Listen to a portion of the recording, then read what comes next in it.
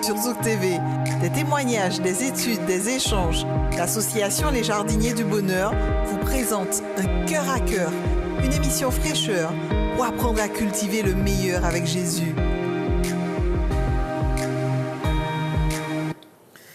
Bienvenue chers amis jardiniers du bonheur, bienvenue parmi nous. Nous sommes heureux de nous promener au jardin pour y découvrir quelques astuces pour cultiver le jardin de notre cœur. Et pour ce faire, je rencontre deux jardiniers prêts à partager leurs secrets avec nous. Bonjour Samuel. Bonjour. Bonjour Williams. Bonjour. Bienvenue à vous. Merci pour ce petit partage que nous aurons autour d'une réflexion qui nous intéresse tous. Peut-on évangéliser? Peut-on être chrétien sans évangéliser? Qu'est-ce que l'évangélisation? Qu'est-ce que évangéliser? Tout souvent, nous partons avec notre sac rempli de bonnes intentions, rempli de bonnes informations, en disant nous allons transformer la vie de quelqu'un aujourd'hui. C'est une affaire sérieuse, c'est une affaire qui nécessite que nous fassions de bonnes études. Parfois, certains se consacrent à des études de théologie, d'autres se consacrent à une auto-formation. Mais c'est une affaire sérieuse parce qu'il faut transformer ces mécréants, ces personnes inconverties. Et c'est parti. Qu'est-ce que l'évangélisation? Est-ce que nous pouvons démystifier cette expression qui fait souvent peur et qui est à l'origine de nombreuses croisades, campagnes où on part à la rescousse de cette humanité perdue? Oui, il y a tellement de confusion sur ce point. Je me rappelle au début de ma marche chrétienne, quand on a le zèle amer, on prend son sac et puis on dit qu'on peut convertir les perdus, et jusqu'au jour où on commence à lutter en sachant qu'on a besoin de Jésus comme eux aussi. Et le premier piège, c'est de dire qu'on va aller faire la grande commission sans le plus grand des commandements. Mm-hmm. Quand vous allez faire la grande commission que Dieu nous a donnée, nous devons le faire dans la motivation du plus grand des commandements. Aime Dieu de tout ton cœur, de toute ton âme, de toutes tes pensées, et aime ton prochain comme toi-même. Si ce n'est pas l'amour qui me motive, je vais causer plus de tort déjà à l'œuvre de Dieu que de bien. La deuxième chose, est-ce qu'on peut être chrétien sans évangéliser?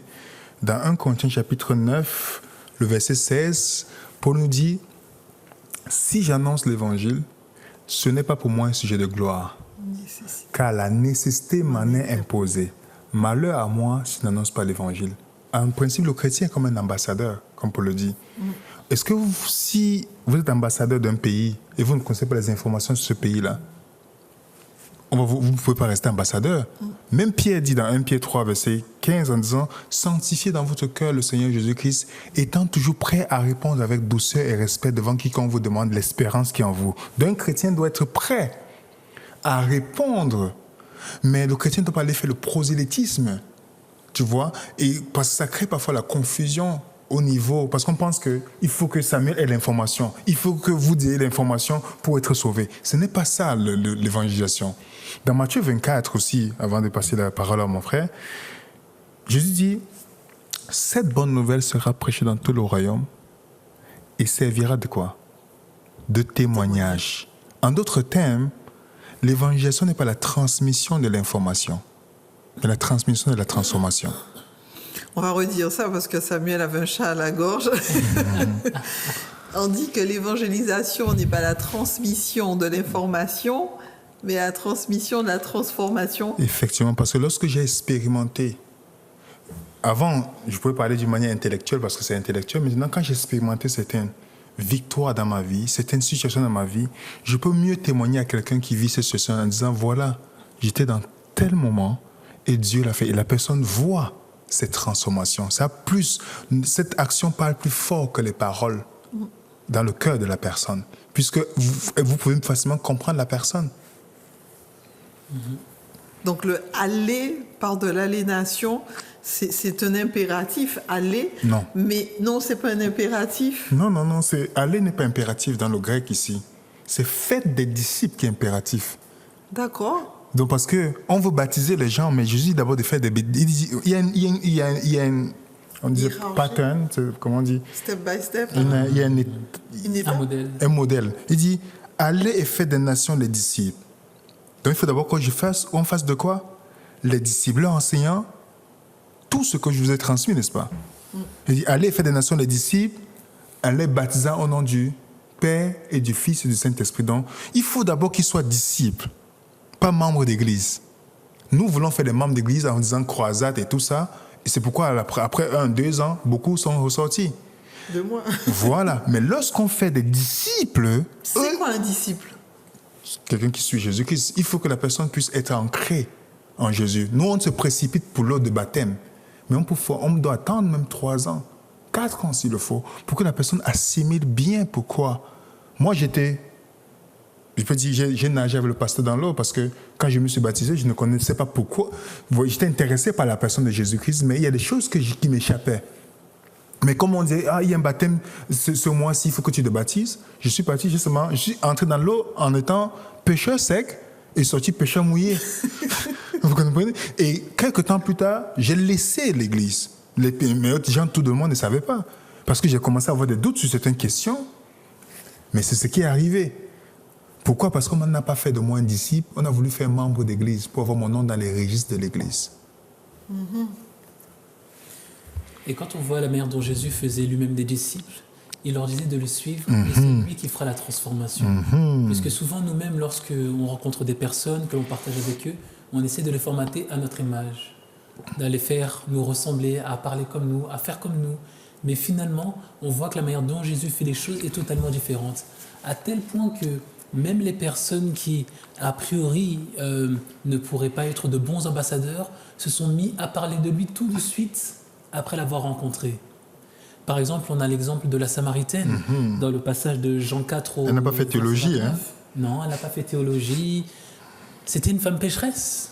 En tout cas, aujourd'hui, beaucoup de personnes diraient que c'est une femme qui avait la jambe légère, puisque cette femme a connu 5 maris. Elle avait un homme chez elle, mais qui n'était pas son mari. Une vie chaotique, et on voit que cette femme vient au point d'eau à midi. Lorsque le soleil est à son zénith. Je ne sais pas pour si certains d'entre nous ont eu la chance de marcher dans le désert, dans le Moyen-Orient, mais je peux vous assurer que lorsque le soleil frappe à midi ou à 14h, vous n'avez pas vraiment envie de marcher. J'ai essayé une fois. Mais tout le monde me regardait en se demandant qu'est-ce que je faisais en marchant dans la rue. Mais on voit que finalement, cette femme qui essayait d'éviter tout le monde, cette femme qui essayait de se cacher, finalement, lorsqu'elle rencontre Jésus, elle ne se cache plus. On dit qu'elle va voir les hommes de la ville. Elle n'est pas allée voir ses amis, les femmes, en tout cas ses anciennes amies certainement, celles avec lesquelles elle allait puiser l'eau dans le passé. On nous dit qu'elle va directement voir les hommes de la ville pour leur dire « Mais est-ce que cet homme ne serait pas le Messie ?» Finalement, elle n'a pas dit des phrases très compliquées. « Oui, bon, on va s'asseoir, je vais vous donner au moins 5 versets pour... » Non, elle s'est simplement contentée de dire « Cet homme a changé ma vie. Il m'a révélé des choses qui étaient passées dans ma vie et maintenant j'aimerais le partager, cette expérience, avec vous. » Et on peut retrouver de nombreux exemples également. Par exemple, les 2 possédés qui avaient des esprits démoniaques à l'intérieur d'eux. Pardon, excusez-moi. Lorsque Dieu les a délivrés, les mauvais esprits sont partis dans les cochons et finalement ils ont demandé à Jésus de le suivre. Mais lui s'est contenté de dire non, restez là où vous êtes. Et on sait que finalement ils ont commencé à publier dans l'endroit où ils étaient ce que Dieu avait fait pour eux. Et c'est là on voit que finalement le fait d'être disciple ne veut pas dire bien de pouvoir faire des études compliquées avec les gens et d'être en mesure de faire une étude qui va durer 1 heure. C'est simplement de partager l'expérience que l'on a vécue avec Jésus. C'est le départ. Donc l'évangile est la bonne nouvelle. C'est une bonne nouvelle de transformation opérée dans notre vie. Et c'est une transformation qui est définitive ou elle peut être progressive? Progressive, parce que il n'y a pas de sanctification instantanée. Donc, c'est progressivement qu'on reçoit la vérité et la vérité nous a franchis au fur et à mesure qu'on marche. On ne va pas aimer le vin nouveau maintenant parce que l'ancien est meilleur. Donc c'est progressivement que je commence à accepter le vin nouveau et que je vais laisser la vie ancienne. Parfois, les gens se mettent certaines pressions parce qu'ils veulent à tout prix être considérés comme saints, acceptables. Ils ne font pas telle chose, mais c'est leur propre justice qui les amène. Mais lorsque Dieu fait son travail dans notre cœur, il y a des péchés qu'il va enlever directement. Pour quand on reçoit la bonne nouvelle, il y a ceux qui vont enlever progressivement parce que ça nous rend humbles à ses pieds. Ça nous permet de venir prier parce qu'on se connaît qu'on ne peut pas arriver à ce point. Donc nous devons aller prêcher la bonne nouvelle à des personnes en accompagnant cela de notre témoignage. Et le problème aujourd'hui, c'est que nous avons pensé qu'on doit faire des campagnes d'évangélisation. Montrez-moi dans la Bible un endroit où vous avez vu une campagne d'évangélisation. Il n'y a pas eu de campagne d'évangélisation. Il n'y a pas eu un orateur qui venait d'ailleurs, où on a payé, on a fait un gros stade. Vous comprenez? L'évangélisation dans la Bible est un style de vie quotidien. On n'est pas... Si dans une église de 20 membres, et on fait de ces membres 20 disciples, durant l'année, ils vont emmener 20 autres personnes. Vous voyez que vous avez 20 autres disciples formés, ça fait combien? 40. Si on a formé des personnes à donner les disciples publics, pas de dépendre d'un seul homme pour donner les disciples publics. Mais nous, on est tellement arrivé à un point où on critique certains systèmes religieux, mais on rend les gens dépendants de nous. On veut seulement qu'ils viennent s'asseoir dans les membres, dans l'église, payer leur dîme et se taire. Mais pourtant, on doit faire des disciples pour qu'ils puissent aussi toucher les disciples. On n'aura pas besoin de faire des campagnes d'évangélisation puisque tout le monde est dans l'œuvre continuelle de Dieu. Et ça, c'est ce que on a tellement oublié dans le monde. Si le monde périt aujourd'hui, ce n'est pas à cause du monde. Jésus a dit quoi? Vous êtes la lumière du monde. Donc si on est dans les ténèbres aujourd'hui, le problème n'est pas les ténèbres, le problème, qu'est-ce qui arrive à la lumière? Qu'est-ce qui arrive à la lumière? Pour qu'on ne brille pas par le beau message de l'évangile, qui n'est pas un message de condamnation, mais de restauration. Bien. L'évangile, un message de restauration et non de condamnation. L'évangile, c'est un style de vie qu'on partage avec les autres. En d'autres termes, si je partage les expériences difficiles, douloureuses que j'ai eues, je suis en mesure d'aider l'autre à progresser et à atteindre l'objectif. Que ce soit dans le lieu de travail. Parce que comme c'est un style de vie, Samuel peut être pasteur, il peut être président d'une entreprise, parce que c'est son style de vie, il va toucher les gens dans son entreprise. L'autre à l'école, par son style de vie, il va toucher des personnes. Donc au fur et à mesure, comme on inculque ça, comme ça devient un style de vie, je n'ai pas besoin d'aller me placer dans la rue, crier « Jésus revient bientôt, repentez-vous ». Je n'ai pas besoin de faire ça. Puisque c'est mon style de vie, je me lève le matin avec l'intention « Seigneur, montre-moi une personne à qui je veux transmettre la bonne nouvelle, un message d'encouragement ». Et Dieu va ouvrir les portes à ce niveau. On fera plus de bien que d'aller crier dans la rue et stresser les gens. D'accord. Est-ce que ce message, cet évangile, a transformé vos vies, vous qui nous parlez aujourd'hui? Est-ce que c'était le fruit de quelqu'un? Parce que certaines personnes attendent pour l'évangélisation une période particulière pour partir aider les gens. Un peu comme nos campagnes politiques. Nous partons en campagne pour rameuter le maximum de personnes, mais en semaine, on peut se comporter de n'importe quelle manière. Alors, comment est-ce que pratiquement, on peut se dire, comment est-ce que moi, je peux évangéliser là où je suis? Et en effet, c'est réellement un mode de vie. Puisque William a pris l'exemple de l'ambassadeur, puisque l'apôtre Paul parle du fait que nous sommes des ambassadeurs, que nous sommes une lettre que Dieu envoie. Donc concrètement, nous sommes comme des facteurs. Nous représentons le royaume qui nous a envoyés. Et si nous considérons être des ambassadeurs, lorsque par exemple, nous voyons des ambassadeurs, nous savons qu'ils ont un mode de vie bien spécifique. Ils ont une manière de se comporter qui est spécifique. Par exemple, je ne pense pas qu'on ait déjà vu un ambassadeur mal se comporter, par exemple dans la rue, devant des caméras, etc. Parce qu'il sait qu'il représente un État, un pays. Et même si son pays peut être en disgrâce dans le pays dans lequel il se trouve, il se comportera toujours de telle manière à représenter le pays qui l'a envoyé. Mais après, de manière beaucoup plus concrète, vous avez posé la question de nous-mêmes. Qu'en est-il dans nos propres vies?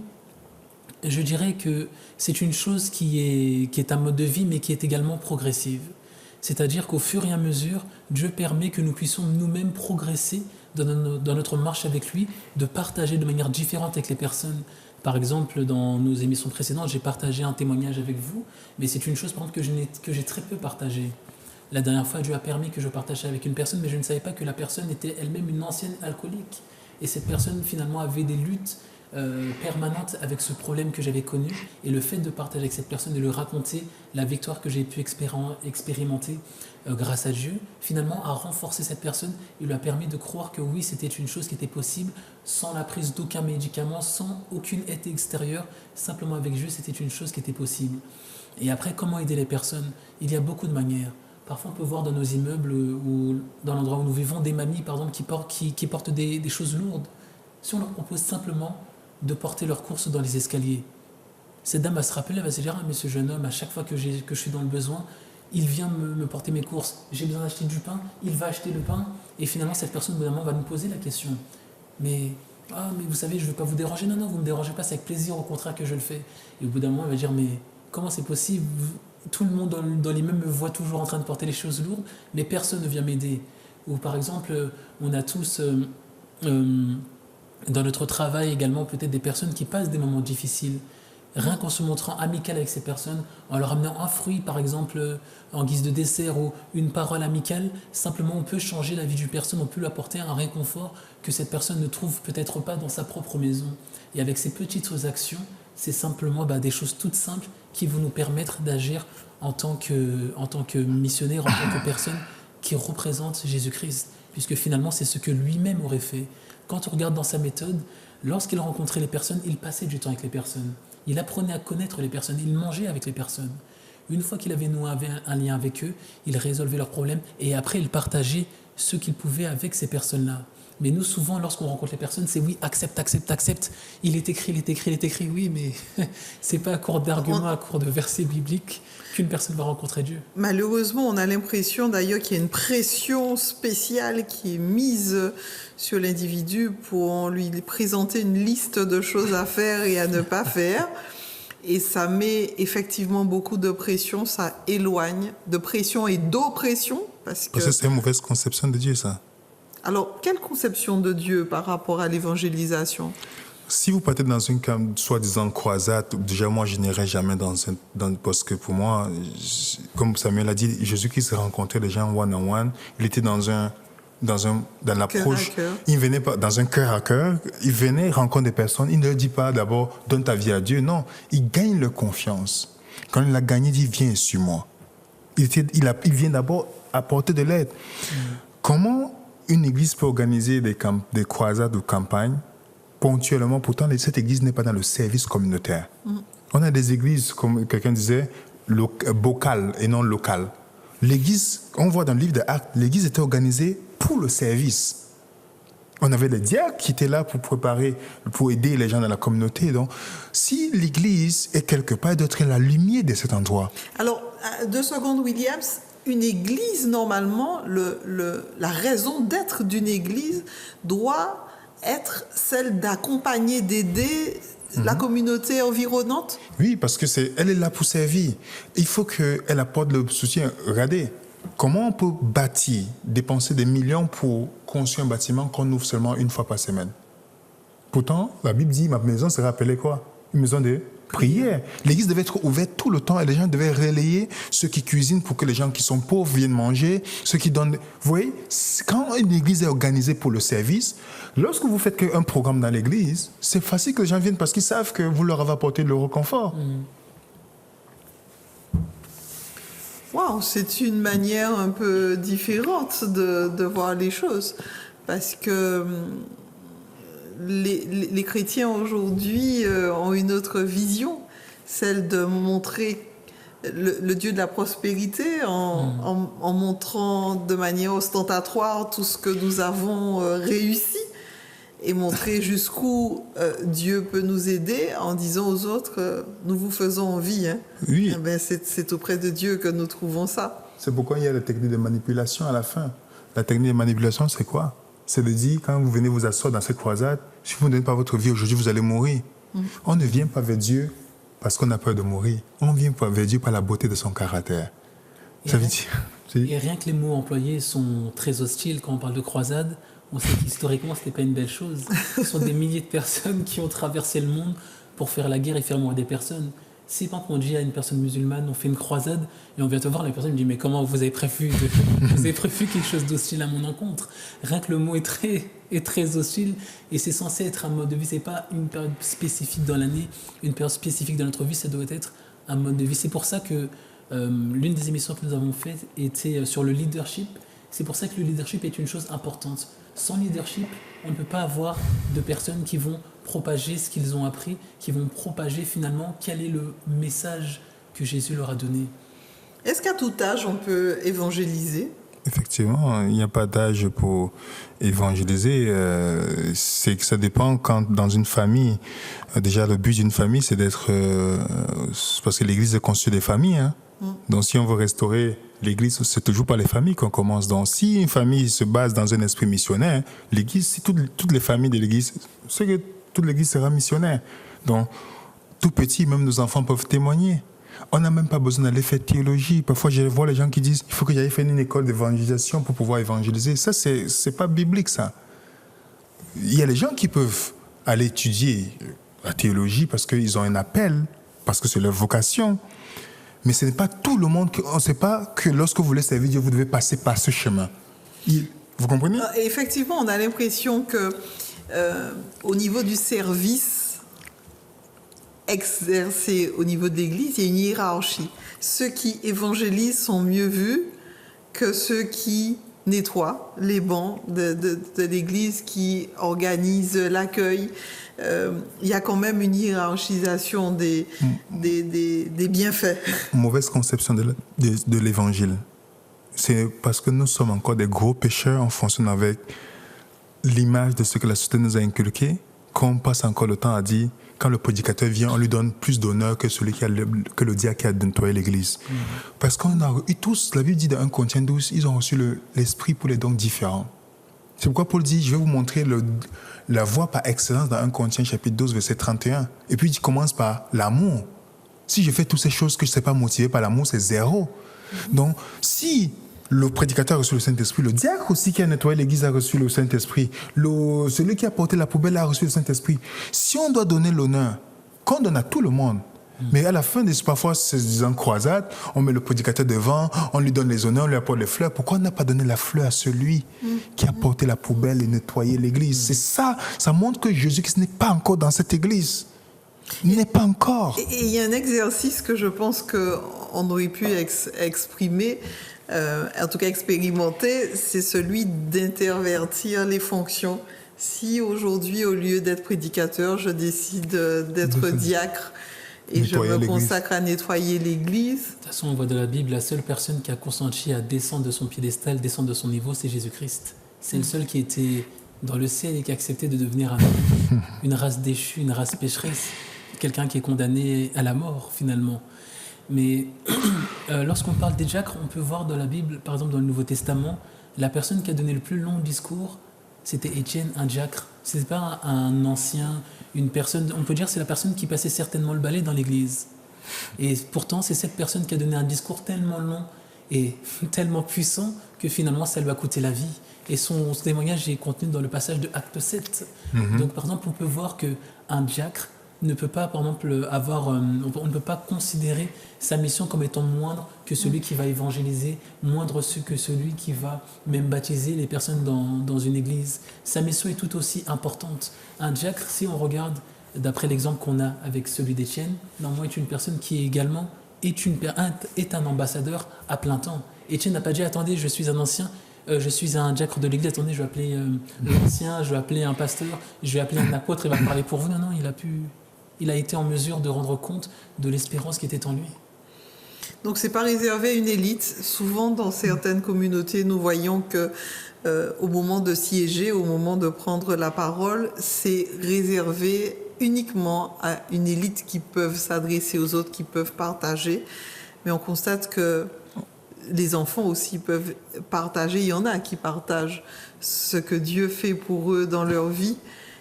Donc l'évangélisation est loin de ce qu'on pense. C'est très loin. Même la structure, on a été longtemps influencé par le système catholique romain où on a besoin d'un intermédiaire pour arriver vers Dieu.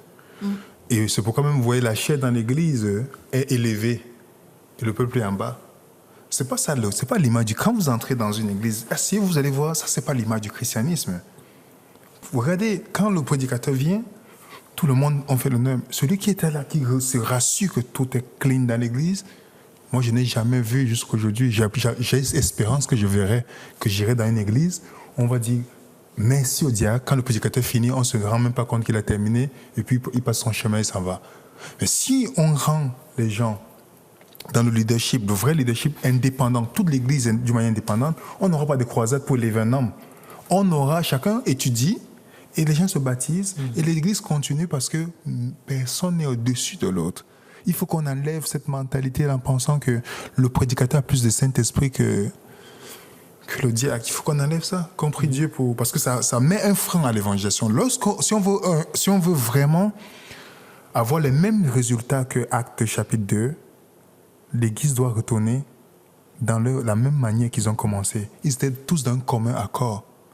Il n'y avait pas le fait qu'on met quelqu'un au-dessus de l'autre. Chacun fonctionnait selon le don que Dieu lui a donné, et on voit comment le résultat était magnifique. C'était des hommes humbles. Et il est important de préciser, quand on parle d'indépendance, on ne parle pas d'indépendance vis-à-vis de Dieu, mais on parle d'indépendance vis-à-vis des hommes. C'est important de le préciser, puisque lorsque l'on dit ça, souvent, on me dit, mais comment je peux dire aux gens de devenir être indépendants de Dieu? Non, on ne appelle pas les gens à être indépendants de Dieu. Tout le monde sait que Jésus-Christ est notre base, c'est à lui seul que nous devons nous raccrocher. Mais nous ne pouvons pas nous raccrocher à des hommes comme si c'était des divinités, comme si c'était des personnes qui étaient en mesure de nous sauver ou de nous amener jusqu'au salut. C'est important. Donc à la question, un chrétien peut-il vivre sans évangéliser? Nous répondons quoi? Si on a rencontré Jésus-Christ, on va évangéliser. Parce qu'il y a deux types de personnes dans le monde. C'est soit vous êtes en train d'évangéliser, soit vous avez besoin d'être évangélisé. Soit vous êtes en train de donner les études bibliques, soit c'est à vous qu'on doit donner les études bibliques. Donc, c'est deux catégories. Soit je suis en train d'évangéliser ou je ne suis pas en train d'évangéliser. Si j'avais besoin qu'on m'évangélise, je ne suis pas encore chrétien. Et on précise ici que l'évangélisation, c'est soit je dois proposer aux autres un nouveau mode de vie qui m'apporte de l'épanouissement, ou soit j'ai besoin qu'on m'enseigne un nouveau mode de vie qui me permet d'avoir une vie plus équilibrée, plus optimale, plus épanouie. Je vous vois bien épanoui ce matin et j'en suis ravie. Chers amis téléspectateurs, nous avons à cœur que vous soyez vous aussi des personnes qui partagent ce style de vie qui transforme, qui réforme, qui nous pousse à aider l'autre, à encourager, à soutenir là où vous vous trouvez, au travail, à la maison, au supermarché. Partout, nous pouvons évangéliser, nous pouvons partager, et c'est ce que nous vous souhaitons. Alors, très bientôt, nous aurons le privilège de partager de nouveau ces secrets qui nous portent, qui nous permettent de confirmer notre raison d'exister, et nous vous souhaitons une très bonne fin de journée ou de soirée. À bientôt pour un prochain Cœur à Cœur avec Jésus. Sur Zouk TV, des témoignages, des études, des échanges, l'association Les Jardiniers du Bonheur vous présente un Cœur à Cœur, une émission fraîcheur pour apprendre à cultiver le meilleur avec Jésus.